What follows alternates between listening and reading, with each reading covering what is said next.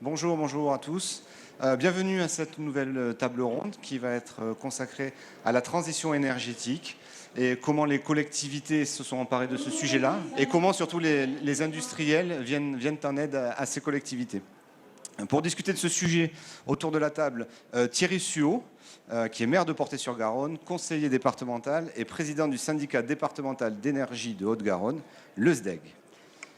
Isabelle Loubatière-Guizard, vous êtes directrice régionale qualité et environnement chez Eurovia, qui est une filiale de Vinci, spécialiste notamment de la conception de routes et d'aménagement de la voirie. C'est ça à peu près. Albert Serrault, vous êtes conseiller municipal de Lozerville, président de Soleval, qui est l'agence locale de l'énergie et du climat du Sicoval. Jérôme Ribeiro, vous dirigez le cabinet Opal, qui est spécialisé dans l'accompagnement des collectivités sur les problématiques de transition énergétique. Et vous êtes également vice-président d'Europia, qui est un organisme européen qui forme le grand public et les entrepreneurs aux enjeux de l'intelligence artificielle, et notamment sur les questions de transition énergétique. Nicolas Lecrène, vous êtes directeur délégué régional de GRDF en Occitanie. Et Julien Clotz, vous êtes conseiller départemental du canton 1 à Toulouse et président de la commission politique de la ville. On commence donc sans plus tarder. Ma première question, elle est surtout, je pose mes petites fiches, elle est surtout à destination des élus. Pour un élu, quelle que soit la collectivité d'ailleurs, comment se matérialise concrètement la prise en compte de la transition énergétique? Qu'est-ce qu'on fait au quotidien concrètement sur les projets pour prendre en compte cette transition énergétique? Monsieur Serrault, peut-être. Écoutez, quand on est élu, on a tout d'abord un budget à respecter.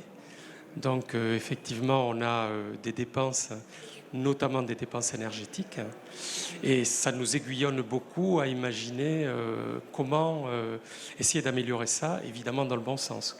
Donc je pense à l'éclairage, je pense au chauffage, je pense aux pertes d'énergie en général, et donc effectivement, ça en fait partie, quoi. Monsieur Suot, peut-être. Oui, je ne retire rien de ce qui a été dit. J'ajouterais peut-être que nous avons aussi le besoin, l'envie et la responsabilité de nous projeter. Et donc, quand nous sommes élus, nous organisons aussi la bonne échelle d'intervention sur le territoire, qui peut être une échelle associative, syndicale, en tous les cas, qui regroupe plusieurs acteurs et plusieurs intervenants, qui permettent à la fois de faire matcher les moyens et puis les compétences et les capacités d'intervention.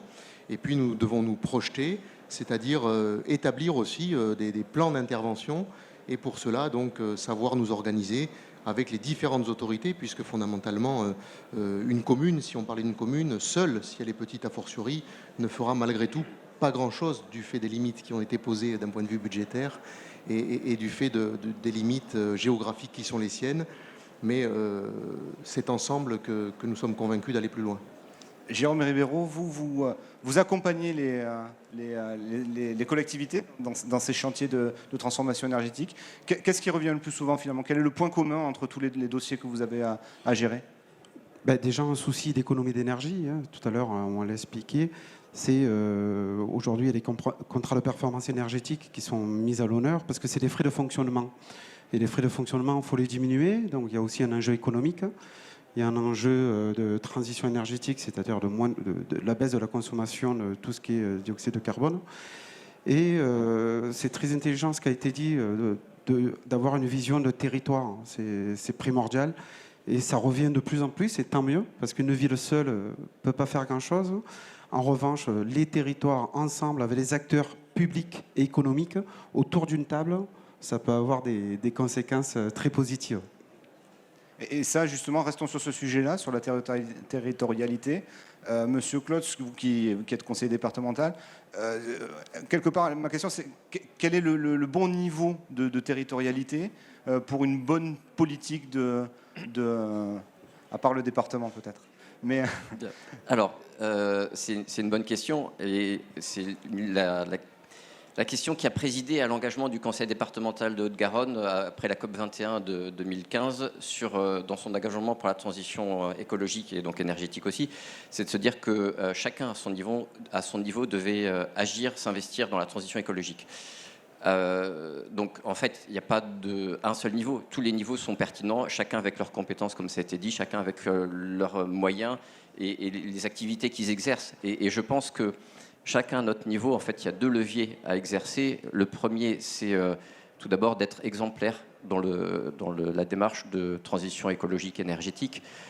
C'est de savoir ce qu'on dépense comme énergie, faire son bilan et par exemple, le conseil départemental fait régulièrement un bilan de ses émissions de gaz à effet de serre.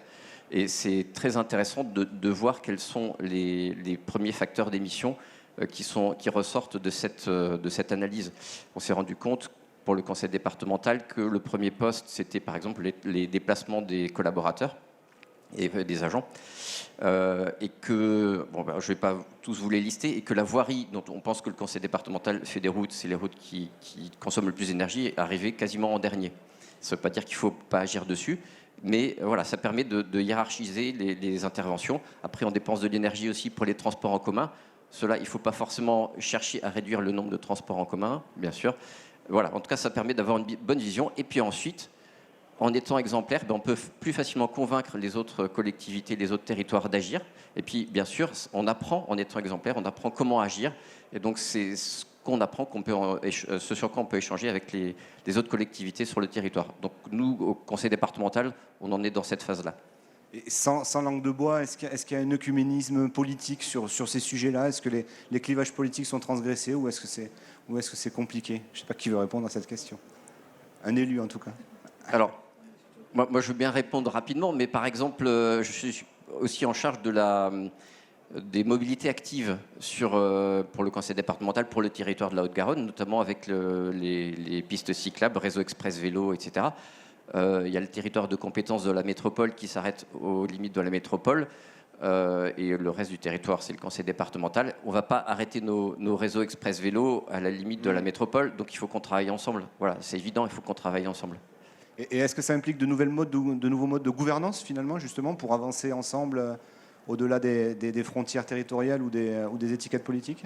Est-ce que est-ce que la transition énergétique permet, ou écologique même, permet d'inventer de nouveaux modes de codécision, de décision démocratique? Je crois en tout cas que le réchauffement climatique doit réchauffer nos intelligences et nos capacités collectives. Sinon, il y a quelque chose qui ne matche pas. Et effectivement, il me semble que nos structures, même si elles sont anciennes, parce qu'on n'a pas transformé nos régions, nos départements, nos syndicats ou nos communes ou nos intercommunalités, elles ont cette capacité à être souples et à savoir s'organiser en partenariat et en complémentarité. Parce que le maître mot, quand on part de la commune pour arriver jusqu'à la région, jusqu'à l'État, jusqu'à l'Europe, en passant par les acteurs privés, les partenaires associatifs, c'est quand même la complémentarité. Refaire ce que fait l'autre et le faire moins bien, ce serait une absurdité, au moins pour 2 raisons, au vu de l'urgence et au vu de l'enjeu économique. Et donc c'est cette complémentarité que nous recherchons. Et typiquement, pour le syndicat départemental d'énergie que je préside, qui regroupe la quasi-intégralité des communes de la Haute-Garonne, sauf Toulouse finalement qui n'est pas adhérente, nous avons cette volonté de complémentarité avec les territoires. Nous allons signer prochainement en convention avec les PETR pour pouvoir leur apporter des moyens complémentaires dans ces enjeux de la transition énergétique, de la même façon que nous travaillons avec le département ou que nous venons d'adhérer à l'Agence régionale de l'énergie et du climat, toujours avec ce sujet et ce souci de complémentarité et de multiplier et d'augmenter en capacité notre possibilité d'intervention sur le territoire. Une autre question sur ce terrain un peu démocratique, est-ce qu'on sent aussi une pression positive, mais une pression de la population, de l'opinion, quand on est élu d'une ville ou d'un village? Est-ce qu'on sent que ces préoccupations-là sont des vraies préoccupations d'électeurs aussi? En 2 mots, la pression de l'électeur, on la ressent du lundi au dimanche inclus. Oui, j'imagine. Ça, il n'y a pas de sur ces souci. sujets-là, qui et sont sur nouveaux, ces finalement. sujets notamment, même si, pour l'évoquer dans un vécu très personnel, je ne la ressens pas directement comme disant il faut agir, je ressens tout le côté positif de l'expression qu'on peut avoir quand on parle de transition énergétique, de développement durable, de prise en compte des enjeux, encore une fois, du réchauffement climatique et de la nécessaire adaptation. Et là, tout de suite, effectivement, il y a tout un public, que ce soit sur la déclinaison des enjeux urbains qui sont liés à cette séquence, des enjeux énergétiques, des enjeux de mobilité. On a véritablement une population très réceptive. Mais encore faut-il qu'on permette de montrer qu'il y a des solutions des possibilités d'agir, et c'est là véritablement notre rôle, encore une fois public-privé. Je pense qu'on a tous notre place dans ce débat. Sur cette question de l'impact du citoyen, elle s'adresse aussi aux citoyens consommateurs, j'allais dire, donc elle s'adresse aussi aux industriels, entre guillemets. Vous, Isabelle Loubatière, Eurovia s'occupe notamment de travaux, de voiries, de chantiers, et donc de prise en compte des nuisances que ces chantiers-là peuvent nécessiter. Est-ce que ça, c'est une prise en compte qui est devenue majeure? Comment mon chantier est le plus sobre possible, finalement, en termes de nuisances? Oui, tout à fait. Chez Eurovia, je pense qu'on a une grosse réflexion sur l'acceptabilité des chantiers. Pas seulement en milieu urbain, où on sent quand même une forte tension des riverains et où on se doit de prendre en compte les nuisances que l'on occasionne vis-à-vis des riverains de manière à les maîtriser et même à les diminuer. Mais aussi, on constate qu'en milieu moins urbanisé, là aussi, l'automobiliste, et pas seulement le riverain, accepte de moins en moins les chantiers, n'aime pas forcément avoir une route barrée, une route déviée. Donc on se doit aussi de communiquer pour favoriser l'acceptation des chantiers. D'accord. Nicolas Lecrène, vous aussi, vous avez ces préoccupations de convaincre finalement que ce que vous mettez en place, je sais que GRDF est très à la pointe sur le gaz vert. Est-ce que ça, c'est quelque chose qui est à prendre en compte, quoi, comment convaincre que mon produit peut être bon pour le futur et pour la planète? Alors, nous, on intervient auprès des collectivités locales dans leurs exercices de planification énergétique. Notamment, on peut citer les PCAET, les plans climat-air énergie, et avec un objectif clair qui est d'accompagner les territoires dans leur réflexion en tant qu'opérateurs de distribution de gaz sur leur territoire. En Haute-Garonne, on est présent sur 157 communes qui regroupent 88% de la population.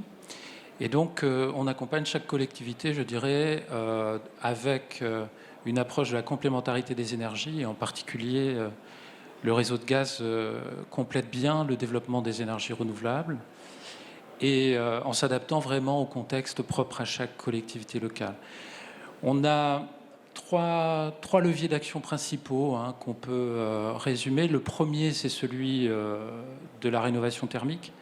Et là, ça fait clairement le lien avec votre question concernant le grand public, puisque on développe la mise en place de chaudières à très haute performance en vue de réduire les consommations. Alors, dans une démarche qui est de conversion fuel vers gaz, mais aussi gaz-gaz. Et pour illustrer un peu le résultat, l'impact de cette action, parce que ce qui nous intéresse aussi, c'est de mesurer les effets concrets sur le terrain. Sur la Haute-Garonne, depuis 2012, on a généré ainsi une économie de 104 gigawattheures. Alors pour l'illustrer, parce que les chiffres énergétiques ne sont pas toujours parlants en eux-mêmes pour tout le monde, cela représente la consommation actuelle de la commune de La Beige où nous sommes réunis avec celle de Tournefeuille. Vous voyez, donc en 8 ans, un impact concret qui passe par la mise en place de solutions performantes et qui permettent donc de réduire les consommations d'énergie et de CO2 et bien sûr les émissions de CO2. Ça, c'est vraiment le premier levier, la rénovation thermique à laquelle on attache beaucoup d'importance pour désensibiliser et pour réduire les consommations. Le deuxième accompagnement qu'on a, c'est sur la mobilité, et donc la mobilité propre. Et là, on a clairement l'accompagnement avec la solution GNV. Alors, c'est une solution qui connaît un essor important actuellement, avec, pour l'illustrer, au niveau France, il s'est vendu plus de bus au GNV en 2020 que de bus diesel. Et aujourd'hui, donc, il y a à peu près un tiers de bus au GNV sur l'ensemble du territoire. Et donc, c'est une dynamique qu'on constate aussi en Haute-Garonne, avec plus de 1100 véhicules qui désormais roulent au GNV. Et c'est une solution qui intéresse les collectivités locales pour plusieurs raisons. La première, bien, c'est que c'est une solution qui répond au critère 1 de qualité de l'air. Et nous avons en Haute-Garonne, bien sûr, la mise en place prochaine de la zone à faible émission. Et bien entendu, il s'agit aussi pour les collectivités locales de pouvoir répondre aux attentes des chefs d'entreprise, aux attentes des artisans, pour pouvoir circuler et acheminer l'ensemble des livraisons au centre-ville, sur la métropole en tout cas. Voilà, donc ça c'est une solution aussi qui présente d'intérêt par rapport à son coût. Donc elle existe aujourd'hui, elle est immédiatement disponible, mais elle est aussi en termes de coût, c'est une solution qui est comparable aux solutions diesel aujourd'hui et qui permet donc d'accéder à une forme de solution propre rapidement. Et enfin, vous le citiez, il y a les gaz verts. Donc ça, c'est notre troisième levier d'action sur les territoires, c'est le développement des gaz verts, c'est-à-dire du biométhane. Le gaz vert, en fait, est un gaz produit à partir des déchets agricoles, mais aussi des steppes urbaines, des stations d'épuration urbaine. Et nous avons effectivement une forte croissance sur le développement du gaz vert, avec un objectif de 100% en 2050 et plus de 10% en 2030. Aujourd'hui, en Haute-Garonne, nous avons 2,5% de gaz vert dans les réseaux qui circulent aujourd'hui. Ce qui représente, c'est toujours intéressant de le représenter ainsi, la consommation de gaz de la ville de Blagnac. Et en 2025, nous ferons un facteur x2 à partir de sites injectant dans le réseau de la Haute-Garonne et de sites produisant sur la Haute-Garonne. Aujourd'hui, donc, on a le site de Ginestous, donc la station d'épuration de Ginestous, et puis le site également de traitement de déchets de Lioux, près de Saint-Gaudens. Donc ça fait 2,5%, et d'autres projets donc, sont déjà en cours de conception pour injecter demain et aller pour doubler ce volume de gaz vert, qui présente un intérêt majeur, puisqu'il permet de décarboner le gaz, et donc décarboner pour le bâtiment, et également décarboner pour les usages mobilité que j'évoquais tout à l'heure. Et là, c'est ce qu'on appelle la solution BioGNV. Et la solution BioGNV, c'est la solution technologique qui est le GNV, mais avec du gaz vert et avec donc 80% d'émissions de CO2 en moins par rapport au diesel actuel. Donc, ce qui en fait quand même une solution très intéressante. Bien sûr. Et voilà donc notre action. On a donc ces trois leviers que nous menons conjointement avec les collectivités pour réussir la transition énergétique sur les territoires. Très bien. Isabelle Lepatière, vous voulez réagir? Oui, merci. Du coup, j'ai une petite question, puisqu'effectivement, en tant qu'entreprise, nous cherchons des solutions alternatives au carburant pour diminuer notre empreinte carbone. Donc, chez Eurovia, effectivement, la part de la consommation des engins et des poids lourds pèse dans notre bilan carbone. Donc, nous avons développé des alternatives avec notamment le biodiesel, donc fait à base de colza. Mais la solution GNV m'intéresse. Est-ce qu'il y a quand même suffisamment de stations-service, enfin, je ne sais pas comment on les appelle, de stations gaz en tout cas, dans l'agglomération pour permettre à nos camions de se déplacer et de se ravitailler au bon moment en fait? Alors merci de votre question. Effectivement, je ne l'ai pas évoqué. C'est un point important, c'est l'avitaillement. Donc aujourd'hui, en Haute-Garonne, nous comptons 6 stations publiques, donc ouvertes aux différentes flottes, et 12 stations privées.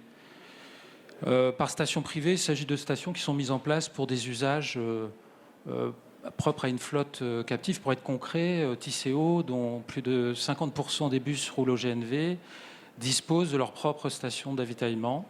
Et sinon, aujourd'hui, donc, nous avons des stations à Montbartier. Alors quand je dis nous avons, il existe des stations à Montbartier, 2 à Toulouse, Bolloc, Portet-Puy-Morins.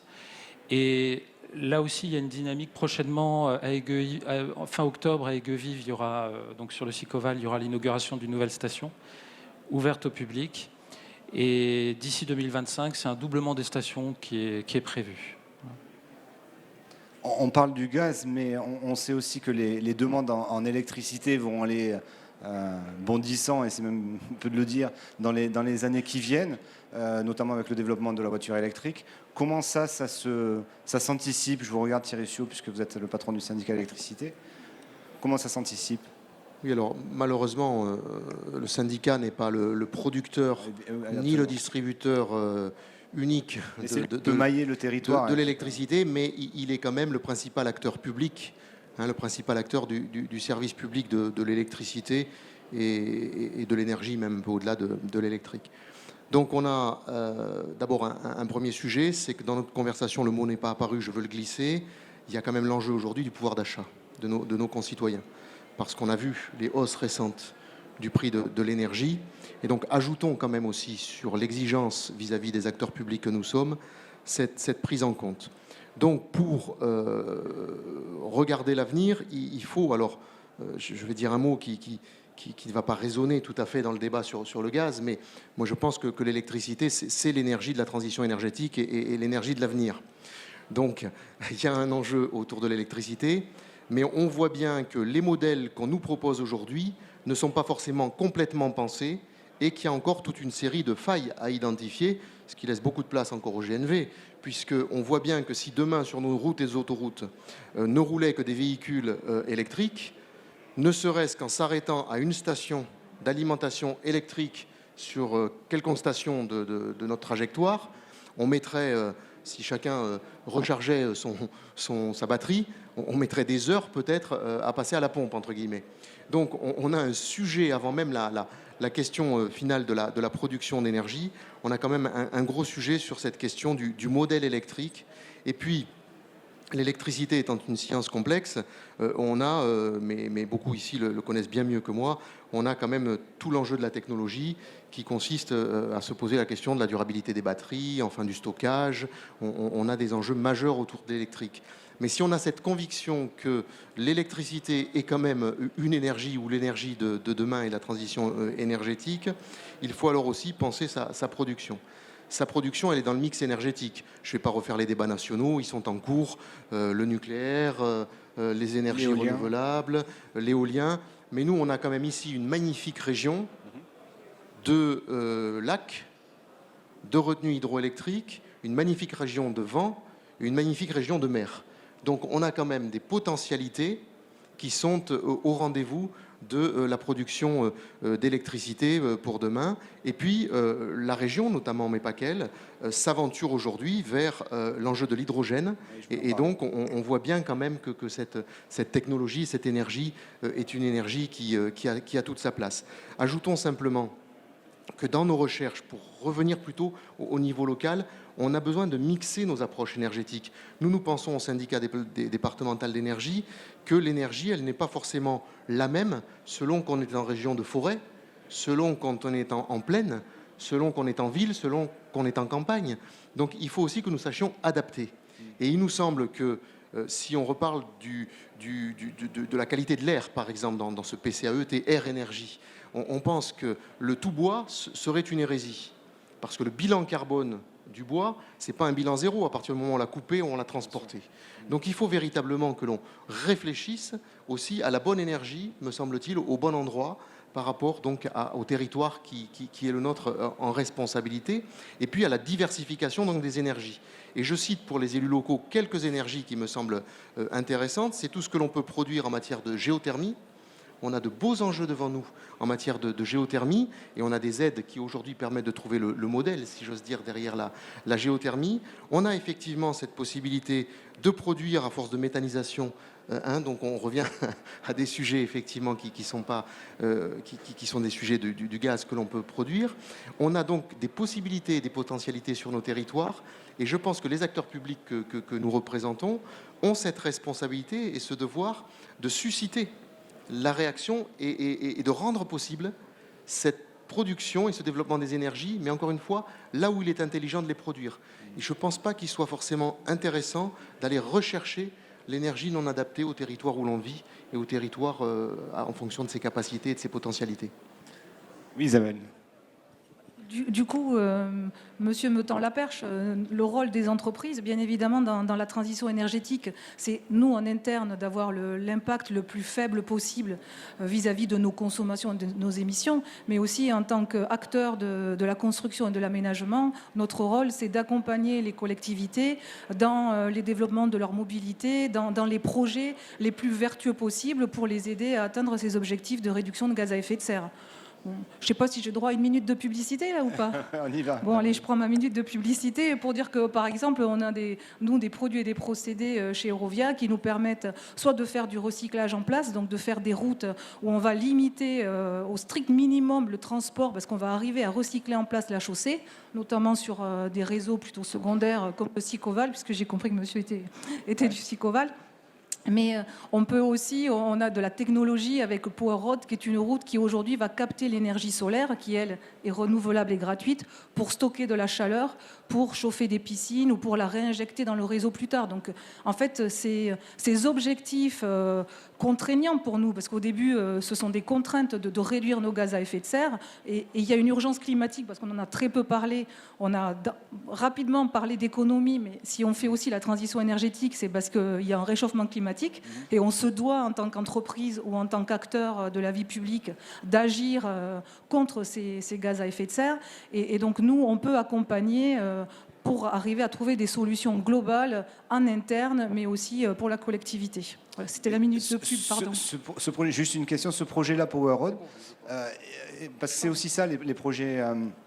Les projets écologiques, il est encore au stade de concept ou est-ce qu'il est déjà déployé? Est-ce qu'il y a déjà une application concrète pour les gens? Parce que souvent, c'est ce qui peut manquer dans les solutions écologiques, c'est qu'on manque d'application et de traduction concrète. Je pense que pendant quelques temps, on a observé, en tant qu'entreprise, on a aussi compté nos gaz à effet de serre. Hein.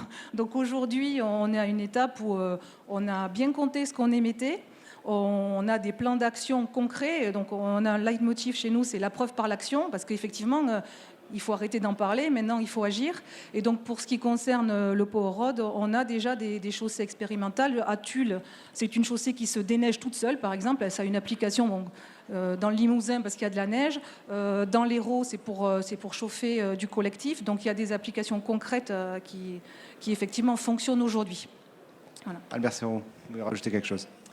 Oui, effectivement, on y travaille. Hein. Donc, comme vous le disiez tout à l'heure, je suis président de Soleval. Donc, Soleval, c'est l'agence locale énergie-climat du Sicoval.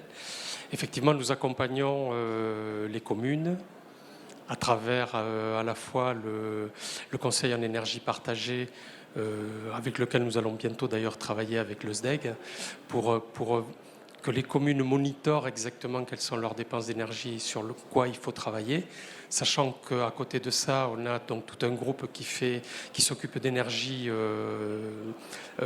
renouvelable et qui donc leur amène des solutions, donc, notamment pour tout ce qui est chauffage, mais pas que, puisque vous savez, vous avez parlé tout à l'heure de géothermie, mais avec de la géothermie, on sait faire du chaud, mais on sait faire du froid. Donc énergie renouvelable et également tout un pan où on va accompagner les communes sur toutes les solutions, donc que ce soit sur la géothermie, sur le solaire thermique ou sur j'ai oublié. Donc, et le bois. Voilà, donc vous avez parlé du bois tout à l'heure. Donc on est arrivé sur le territoire du Sicoval à accompagner un certain nombre de communes à faire évoluer donc, leur consommation énergétique vers des énergies renouvelables, notamment sur le bois. Et vous alliez peut-être me poser la question sur toute la partie donc loi Elan et décret tertiaire. Ah oui, effectivement. Alors ça, c'est plus sur la rénovation énergétique. Effectivement, je pensais y arriver, mais un peu plus tard. Pardon. En revanche, je pouvais garder la parole parce qu'on en a parlé 2 fois. Expliquez-nous ce que c'est un PCEAT, donc un plan climat pour énergie pour le territoire, qui est un outil assez puissant finalement pour planifier la transition énergétique. Donc effectivement, nous avons au niveau du Sicoval donc un plan climat air énergie au niveau du territoire, donc qui vous voyez, c'est quand même presque un petit bouquin qui aide donc toutes les communes à évoluer dans le bon sens pour l'air, pour l'énergie, pour la mobilité également, hein, puisque Thierry Siou en a parlé tout à l'heure, la mobilité est également importante là-dedans, et encore plus maintenant qu'il va y avoir la ZFE sur Toulouse, donc on va aller vers quelque chose de beaucoup plus propre pour nos déplacements. Et donc ce plan climat-air-énergie donc, a été élaboré au sein du Sicoval. Nous, Soleval, en tant qu'expertise, les avons accompagnés là-dessus. Et maintenant, donc, il y a un suivi et un accompagnement des communes pour évidemment aller vers cet objectif qui est d'améliorer notre empreinte énergétique. Voilà. Et on est suivi, d'ailleurs, l'ADEME nous donne un outil qui permet de monitorer et de voir les évolutions et surtout s'assurer que les évolutions vont dans le bon sens. Mais effectivement, tout ça est en place. Et alors, on a été très précurseur au Sicoval, mais effectivement, on a cette agence qui aide les communes, les entreprises et les particuliers sur la rénovation énergétique. On est en train de les faire basculer au conseil départemental qui avait un intérêt très net à travailler avec les particuliers pour la rénovation énergétique et l'amélioration des consommations énergétiques. Mais voilà, donc tout ça existe effectivement. Jérôme Ribeiro, comment se passe finalement la relation entre une collectivité et une entreprise qui va apporter une solution? Qui vient voir l'autre en premier et comment se font les contrats, j'avais dit. Ça évolue énormément. J'ai vu des choses très intéressantes qui ont été dites. La transition énergétique, c'est l'affaire de tous. Donc aujourd'hui, nous sommes tous concernés. Aussi, les politiques sont là pour décider, pour faire force de proposition. Mais les acteurs publics ont un savoir-faire réel. Sur le groupe Eurovia, sur le groupe GRDF, ils apportent des solutions. Et je pense qu'aujourd'hui, je crois beaucoup au partenariat privé-public, à une réflexion, un collège, où on met l'ensemble des décideurs du territoire. Ce qui a été important aussi de dire tout à l'heure, c'est en fonction de la géologie du territoire, des forces du territoire. On a la chance d'avoir un territoire où on a la force houlomotrice des vagues, parce qu'il ne faut pas l'oublier aussi, ça peut produire de l'hydrogène avec des projets qui sont très intéressants, où on en vient à 0,1 € le kilo d'hydrogène qui serait le plus bas taux aujourd'hui. On a l'éolien, on a tout ça. Donc il faut réfléchir en fonction de la géologie, etc. Des forces de notre territoire, des entreprises présentes qui développent en interne des solutions qui sont très intéressantes. Isabelle, félicitations au groupe Eurovia pour tout ce que vous développez, qui sont des projets d'avenir. Je pense qu'aujourd'hui, il ne faut plus rester seul. Les acteurs économiques on a un rôle à jouer auprès des acteurs publics qui sont là pour prendre les décisions, qui sont là pour légiférer quelque part à leur niveau, mais pour que ce soit du concret. On ne peut plus être seul dans son coin, aussi bien un syndicat, un département ou autre. On doit être tous ensemble dans la même direction. Et pour moi, ça, c'est les réflexions qui ont été dites aujourd'hui autour de cette table. J'en suis très heureux parce que ça évolue, et ça évolue dans le bon sens. On est quand même sur une thématique très, très technique, quoi. Il faut une certaine technicité. Là, vous êtes un panel d'experts, mais est-ce qu'un élu, par exemple, ne peut pas se retrouver vite un peu débordé avec une vraie envie de bien faire, mais être débordé par justement ce trop technique, quoi. Un politique, c'est la gestion de la cité. Donc lui, il est là pour prendre les décisions en fonction de ce qui lui est apporté comme élément.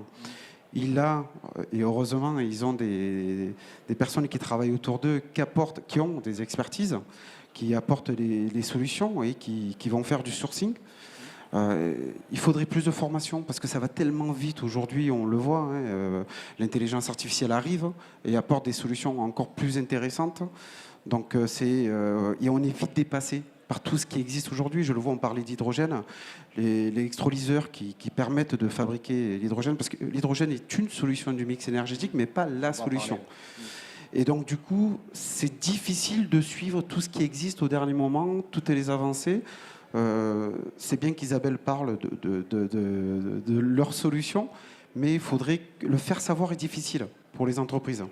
Et il faudrait plus de réflexion comme celle-ci, plus de faire savoir par la dépêche, par exemple, qui permettrait de prendre les meilleures décisions à son âme et conscience. Mais bon, je fais confiance aux élus pour avoir le bon personnel, les bonnes formations, et on est là pour les y aider en tous les cas. Monsieur Serrault, allons-y. Non, je voulais juste dire que Soleval est une agence locale à l'énergie du Sicoval, mais tout le territoire est couvert par des agences locales à l'énergie. Donc nous les élus, même si on n'est pas experts, et c'est comme ça que j'ai connu Soleval en tant qu'élu à la mairie de Nouzerville. Moi, je n'étais pas du tout expert dans ce domaine-là. J'étais expert dans d'autres domaines, mais surtout pas dans celui-là. Et donc, je me suis rapproché de Soleval et c'est eux qui nous accompagnent par leur expertise, par leur connaissance. Et eux travaillent avec les entreprises. Donc, on a d'ailleurs au sein de Soleval GRDF, on a également Engie, donc Enedis, pardon. Donc, on a effectivement tout un tas d'entreprises entreprises qui viennent autour de nous. Nous-mêmes, d'ailleurs, que ce soit les entreprises, les communes ou les particuliers, les orientons vers un panel d'entreprises que nous connaissons et qui sont effectivement tout à fait compétentes dans le domaine. Et encore une fois, sur le Sicoval, c'est Soleval, mais il y a des tas le territoire, la France est complètement couverte par des agences locales énergie-climat. Julien Closse, vous, au niveau du département, en plus un département comme la Haute-Garonne avec Toulouse, une métropole et puis des territoires un peu plus ruraux, comment on arrive à faire un maillage comme ça sur ces politiques énergétiques, comment on arrive à créer une vraie politique finalement de développement? Alors, donc, comme ça a été évoqué, en fait, il y a à l'instant, le conseil départemental a complété le maillage territorial en espace info-énergie, là où il n'y en avait pas. Voilà, donc ça c'est, et je salue au passage Jean-Michel Fabre, qui est vice-président du conseil départemental, qui a suivi ce sujet-là, qui nous a rejoint en cours de route. Donc nous avons complété ce maillage pour que les particuliers aient tous et toutes des interlocuteurs pour leurs projets au niveau de leur territoire. Le deuxième niveau que nous avons au niveau du conseil départemental, c'est le Haute-Garonne Environnement, le syndicat mixte, qui est là pour informer les collectivités des avancées qu'il y a. Donc en fait, il y a tout un certain nombre d'interlocuteurs qui sont à disposition, donc publics et privés, qui sont à disposition des collectivités pour les informer, les conseiller. Vous évoquiez ça. Alors, après, il faut arriver à trouver les bons interlocuteurs. Néanmoins, il y a déjà plusieurs niveaux. Donc, au département, il y a les espaces info-énergie, avec le guichet unique de la rénovation énergétique qui se met en place aussi avec l'organisation faite par le Conseil régional d'Occitanie. Il y a le Haute-Garonne Environnement qui est animé par Pascal Bourreau au niveau de la Haute-Garonne, conseiller départemental. Voilà. Et puis, donc, ensuite, la dimension d'animation territoriale, ça c'est un enjeu qu'on n'a pas forcément encore adressé aujourd'hui au niveau du conseil départemental, mais c'est un des chantiers que nous sommes en train d'ouvrir avec donc Jean-Michel Fabre toujours, voilà, donc savoir comment on va impliquer les territoires pour agir avec eux sur la transition énergétique.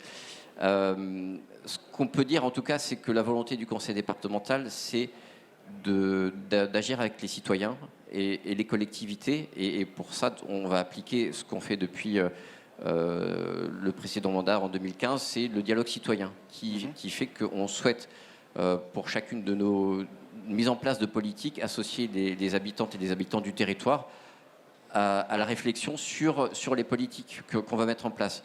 On a vu, vous avez tous en mémoire les gilets jaunes et les autres difficultés qu'il peut y avoir quand on veut mettre des nouvelles politiques sur le territoire. Je pense que aujourd'hui, on a des difficultés avec les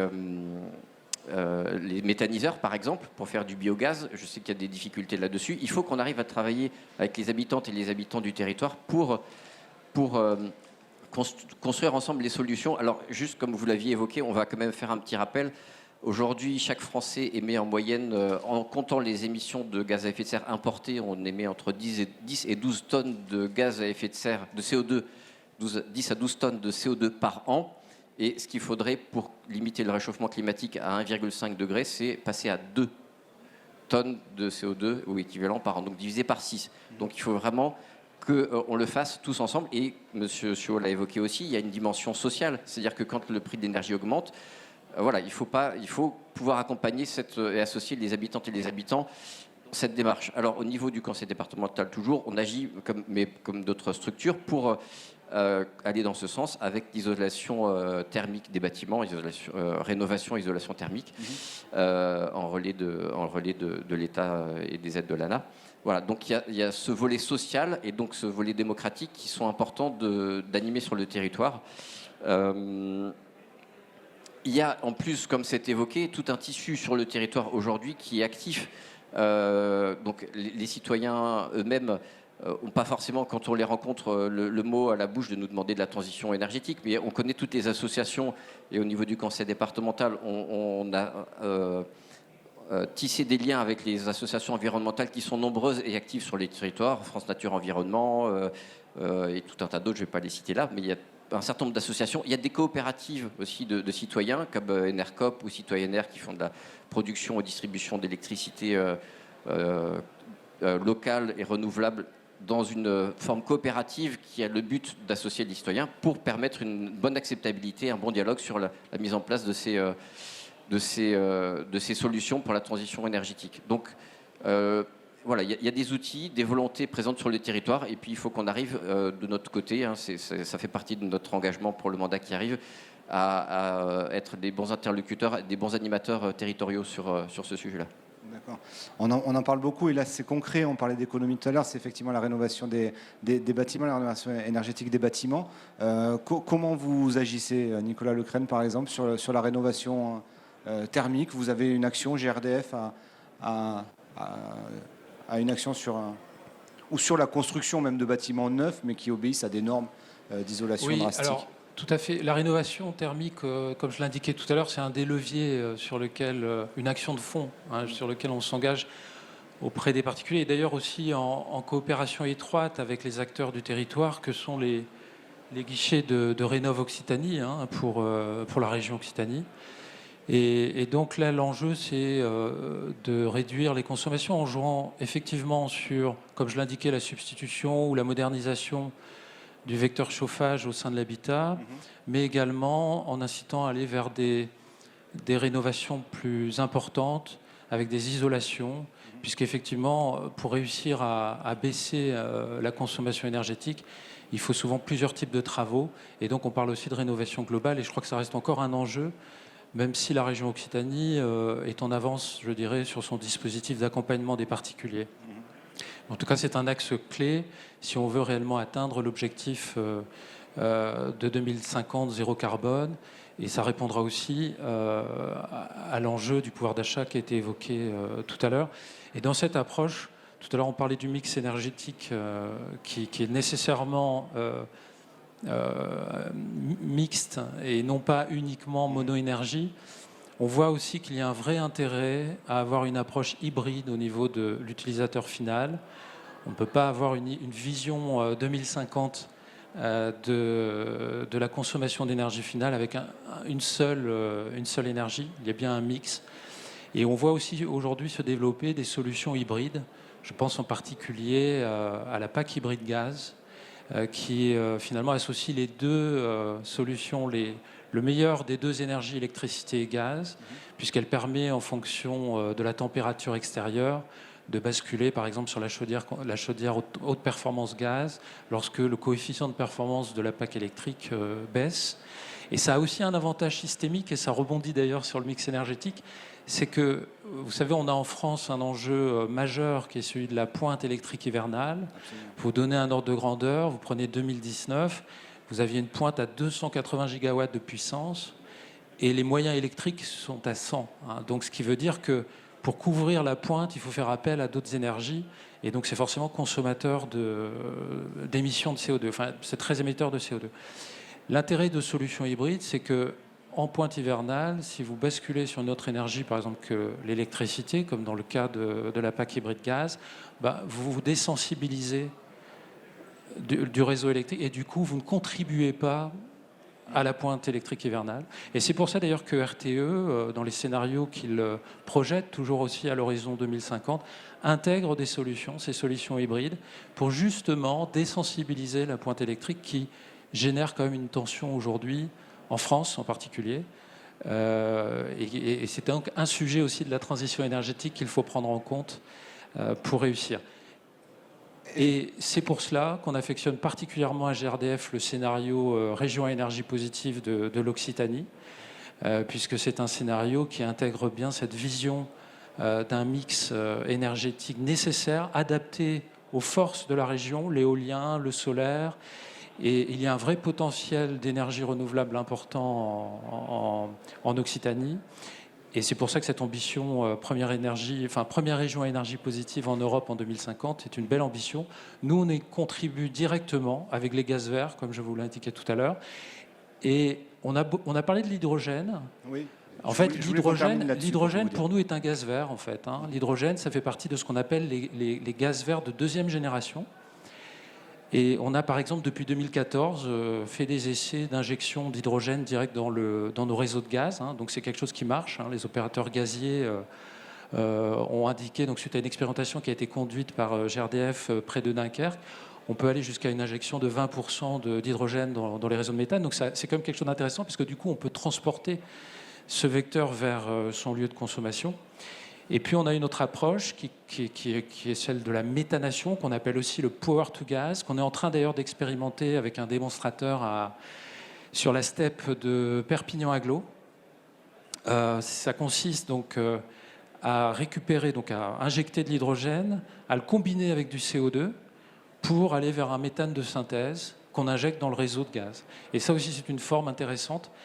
Voilà, on en est au stade du démonstrateur, mais on sent bien qu'avec les prix du carbone qui vont augmenter, avec les prix de l'hydrogène qui vont progressivement baisser, on peut aller vers des solutions qui auront une pertinence technico-économique à l'horizon de 2030 à peu près. Donc voilà, donc c'est quelque chose qui fait partie du gaz vert sur lesquels nous travaillons et que nous développons pour atteindre cette ambition de la région Occitanie, région à énergie positive.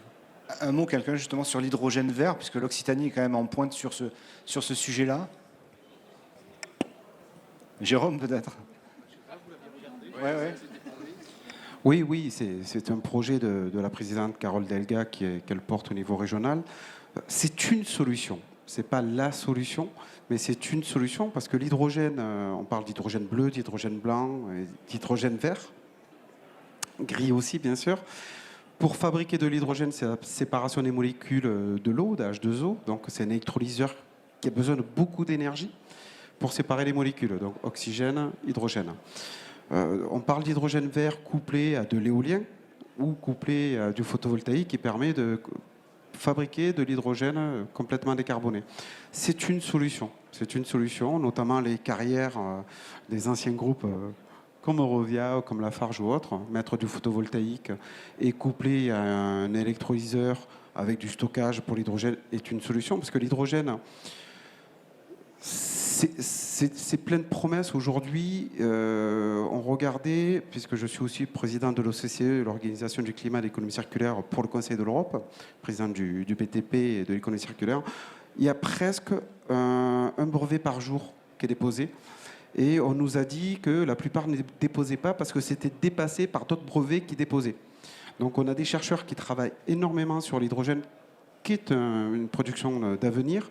On a des moteurs à hydrogène qui sont réduits de 70% par rapport à ce qui existait avant.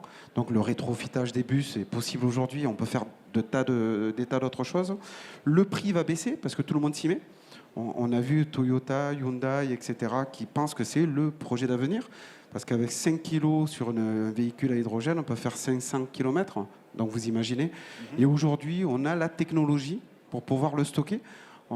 J'ai vu des capsules que l'on mettait dans les scooters dans les pays asiatiques où on faisait 300 km avec 2 capsules. Ils arrivaient, ils avaient des bornes, on prenait la capsule, on rechargeait, on repartait et on rejette que de l'eau. Donc c'est une solution. Après, il faut que l'on mette tout le monde autour de la table parce qu'il y a des entreprises très innovantes. Je suis aussi vice-président de l'Institut de l'Europe sur l'intelligence artificielle qui est présidé par Marco Landi, ancien PDG monde d'Apple, où on travaille sur ces sujets-là. C'est-à-dire qu'on amène l'intelligence artificielle pour la transition énergétique. Et aujourd'hui, on a tellement de données, le multidisciplinaire, etc., qu'on est capable d'apporter des solutions. Mais lorsqu'on développe un algorithme pour apporter cette solution, elle est déjà dépassée par un autre brevet qui est arrivé. Donc il faut à un moment donné prendre la bonne décision, et la décision qui est la plus viable, le rôle du politique, c'est pour ça que c'est pas facile, et je leur tire mon chapeau. Mais il y a des solutions qui sont très prometteuses, et en France, on a la chance d'avoir des chercheurs extraordinaires. On travaille beaucoup avec le CNRS, le Laboratoire national de recherche, l'INRAE, etc., qui ont des... Je les appelle les chercheurs... ils sont magnifiques parce qu'ils ont des solutions pratiquement à tout. Il faut communiquer avec le monde de l'entreprise parce qu'on rencontre des doctorats qui nous disent « Mais comment je peux l'appliquer au monde de l'entreprise ? Comment je peux appliquer mes recherches au monde de l'entreprise ?»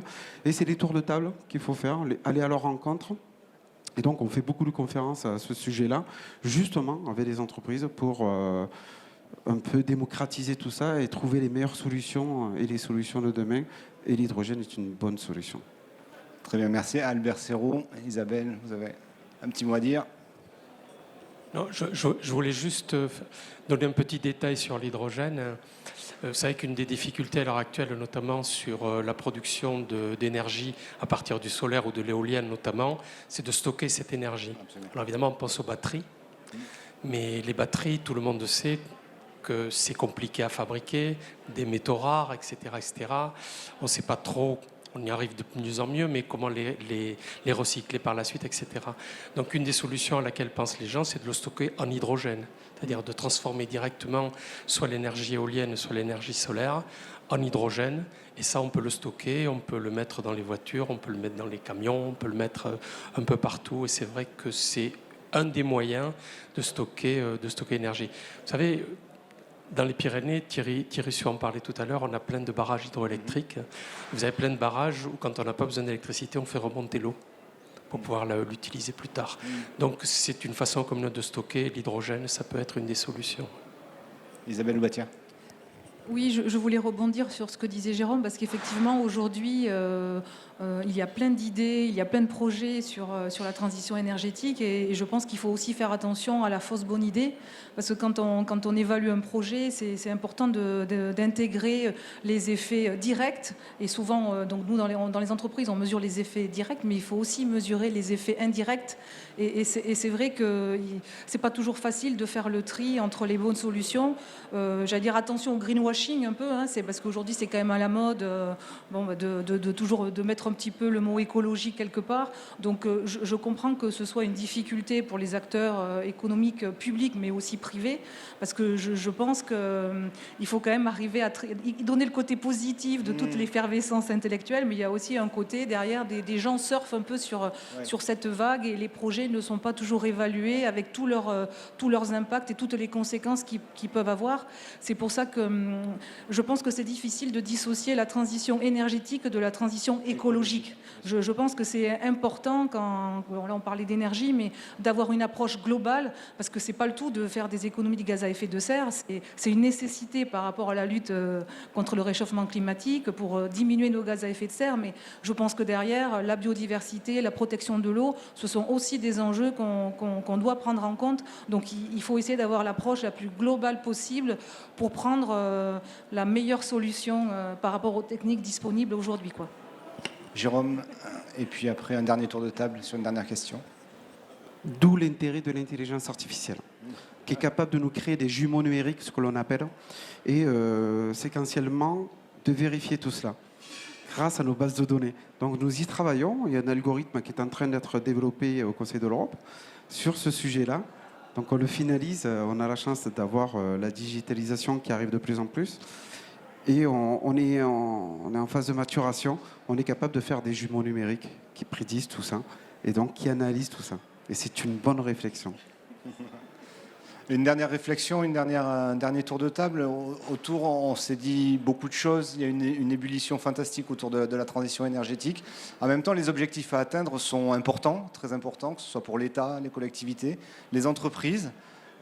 Est-ce que vous, de votre point de vue et dans votre rôle de tous les jours, vous êtes plutôt optimiste, ou est-ce qu'on est sempiternellement voué à être déçu sur ces questions d'énergie et d'écologie ? Chacun un mot. Allez-y. Alors, juste, donc cette table ronde est intéressante, puisqu'on voit qu'il y a des solutions technologiques qui existent, il y a des questionnements sur ces solutions technologiques elles-mêmes. Est-ce que, de toute façon, ça a été évoqué, il faut qu'on travaille ensemble. La solution idéale n'est pas encore trouvée, donc il faut qu'on travaille.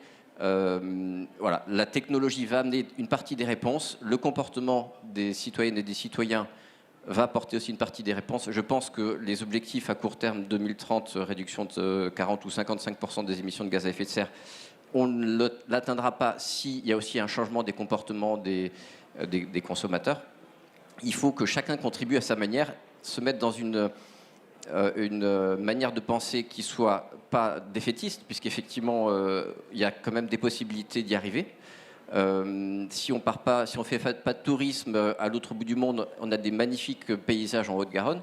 Voilà, donc il faut savoir tirer parti de tout ce qui est à notre disposition aujourd'hui. Et en tant que politique, notre objectif, c'est de donner cette visibilité et de faire d'aider d'expérimenter des bons choix techniques et technologiques pour qu'on arrive à atteindre ces objectifs ensemble. Tiens, sûr.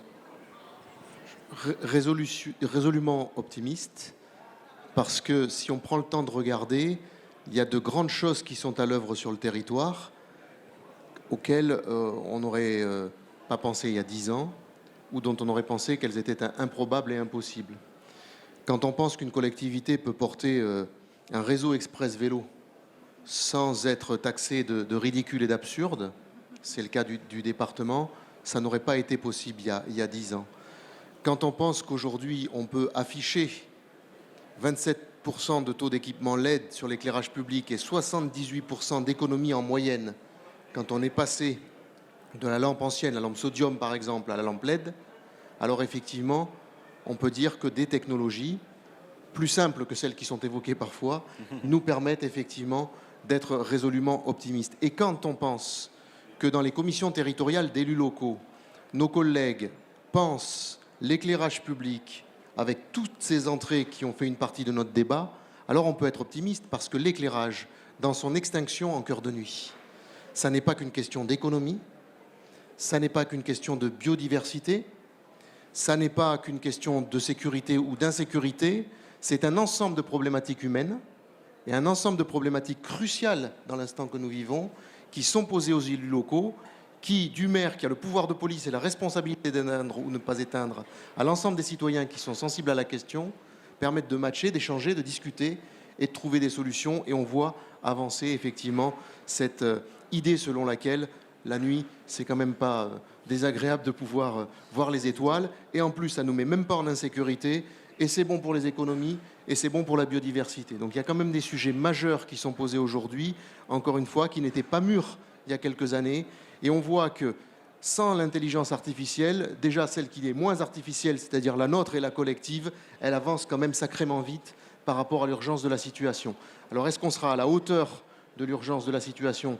Ça, c'est un autre sujet, mais une autre raison d'être optimiste, c'est qu'on peut multiplier les solutions et quand il y a un peu de volonté, quand il y a un peu de moyens, et l'enjeu des grandes collectivités de référence, c'est qu'elles mettent des moyens à disposition des plus petites collectivités où il y a aussi la volonté politique d'agir, on peut avoir une déclinaison de plusieurs solutions, et ces solutions, elles ne sont pas magiques, mais elles sont fortes. Vous pouvez avoir de la géothermie pour chauffer ou refroidir votre bâtiment, dans le même temps, vous pouvez faire du photovoltaïque pour revendre sur le réseau, mais vous pouvez aussi faire du photovoltaïque pour de l'autoconsommation et tant d'autres solutions qui sont possibles aujourd'hui.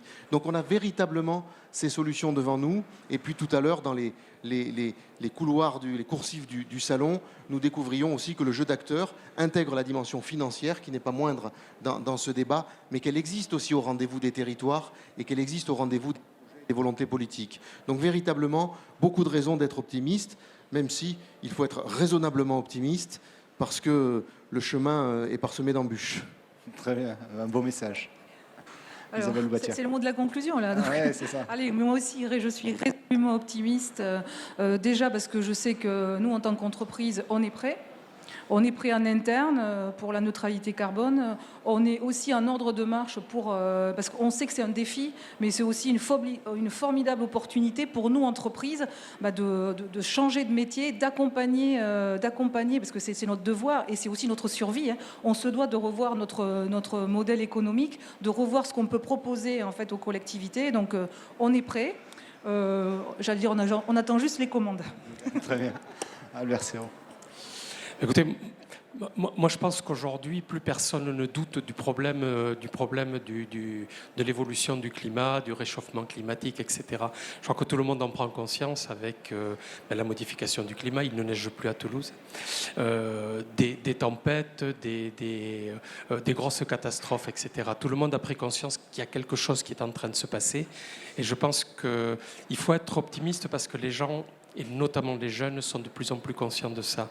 Juste un problème avec les jeunes, c'est que les mails, ça consomme beaucoup d'énergie. Mais bon, je pense que petit à petit, les gens en prendront conscience. Là où je suis résolument optimiste, et monsieur l'a dit tout à l'heure, c'est sur la capacité de nos chercheurs et de nos entreprises à trouver des solutions. Quand les Américains ont décidé d'aller sur la Lune, Kennedy n'a pas dit on va aller sur la Lune avec un vélo électrique. Il a dit on va aller sur la Lune. Et c'est les chercheurs qui ont proposé des solutions. Et je crois qu'on y est de plus en plus aujourd'hui sur plein de choses. Je lisais encore hier un article sur des entreprises qui commencent à travailler sur du carburant de synthèse. Carburant de synthèse à partir d'hydrogène, mais également à partir de CO2. Donc, une façon encore de recycler du CO2 des entreprises. Et donc, tout à l'heure, Thierry Siou l'a dit, on ne se passera pas d'avoir plein d'énergies différentes. On ne va pas faire du tout électrique ou du tout hydrogène ou du tout n'importe quoi. Je pense qu'il va y avoir forcément un mix en fonction des besoins, en fonction de nos besoins de déplacement, en fonction de nos besoins de mobilité, en fonction de nos besoins de consommation. On ne va pas empêcher les avions de voler, mais il faudra leur trouver autre chose que le kérosène. Donc tout ça doit évoluer et je fais confiance effectivement, premièrement au fait que les gens en ont de plus en plus conscience. Et deuxièmement, que nos chercheurs et nos industriels trouveront des solutions parce qu'aujourd'hui, tout le monde en a conscience. Et c'est là qu'on veut aller. Très bien. Dernier mot pour Nicolas Lecresne. Oui, résolument optimiste également sur cette perspective parce que les solutions existent aujourd'hui. Hein. On ne part pas de zéro. On l'a évoqué, on voit qu'on a des solutions qui permettent de répondre concrètement aux enjeux de la transition énergétique. Pour ma part, j'évoquais le GNV pour la mobilité, la bio-GNV, mais il y a effectivement toutes les solutions d'autoconsommation permises aujourd'hui par le photovoltaïque. Donc ces briques-là sont aujourd'hui matures. On n'a pas à attendre une solution technologique pour pouvoir agir concrètement sur nos bilans CO2, sur nos émissions de gaz à effet de serre. Donc ça, c'est quand même quelque chose de très positif, sachant que par ailleurs, l'innovation va nous permettre encore d'ouvrir le champ des possibles. Et ça aussi, c'est quelque chose, une perspective réjouissante. Et puis, ce qui me semble important, et ce qui est aussi doit nous satisfaire, c'est que le développement de ce mix énergétique de production locale, durable, c'est que ça génère des emplois. Tout à l'heure, je parlais de la filière gaz vert. La filière gaz vert, le syndicat des énergies renouvelables a chiffré les emplois en 2019. Ça a été 10 600 emplois créés avec un chiffre d'affaires de 860 millions d'euros. Et pour 2028, à l'horizon de la loi de transition énergétique, ce sont 26 500 emplois nouveaux créés pour plus de 2 milliards de chiffre d'affaires pour une filière qui est toute récente. Donc ça, c'est quelque chose de remarquable et je suis convaincu que sur tous les plans de la transition écologique, et énergétique, mais je pense que c'est écologique qu'il nous faut. Il y a un gisement d'emplois nouveaux à haute valeur ajoutée. On parle de la rénovation énergétique. Je pense que la rénovation énergétique, ça commence juste. Enfin, il y a une rénovation énergétique massive à faire sur nos bâtiments. Et ça, ce sont des emplois. Ce sont des emplois locaux créés, non délocalisables. Voilà. Donc c'est quand même une perspective réjouissante pour nous. Et je terminerai aussi par un point, c'est que lorsqu'on produit de l'énergie en France, eh bien, on acquiert ce qu'on appelle la souveraineté énergétique et on est donc de ce fait aussi moins sensible aux chocs géopolitiques qu'on peut connaître, par exemple, aujourd'hui. Très bien, merci à vous. C'était vraiment passionnant. Enfin, moi, j'ai trouvé ça passionnant. Merci beaucoup. C'est la fin de cette table ronde. Merci beaucoup.